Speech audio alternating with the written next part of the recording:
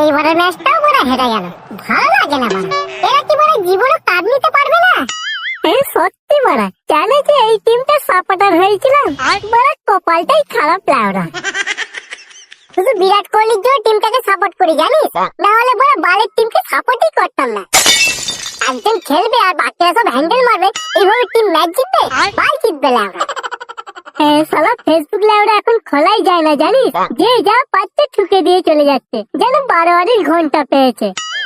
এই তো সেদিন একটা পোস্ট দেখলাম, বলছে আপনি কি জানেন আইপিএল এর ইতিহাসে আরসিবি কাপ না নিয়ে শুধু বাল ছিঁড়ে গেছে জানিস? এগুলো কি মানা যায়? মাঝে মাঝে মনে হয় কি জানিস, বালগুলোকে গাওয়ালে ফেলে বালি দিয়ে পোদ মারি শালাগুলোর। আরে বড়া, ওদের পোদ মেরে কি হবে? আরসিবি ফ্র্যাঞ্চাইজিস গুলো পোদ মারতে পারলে তবে গায়ের রাগ যাবে। প্লেয়ার সিলেক্ট করেছে দেখ না, বালের মতো প্লেয়ার সিলেক্ট করেছে। সবই কপাল রে ভাই, সবই কপাল।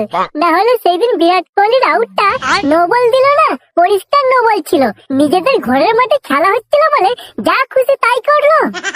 হাতি যখন পাকে পড়ে চামচিকি তো লাথি মারে, তবে এইভাবে চিটিং করে বেশি দিন চলবে না। উপরে ভগবান আছে, সেই সব বিচার করবে, বুঝলি?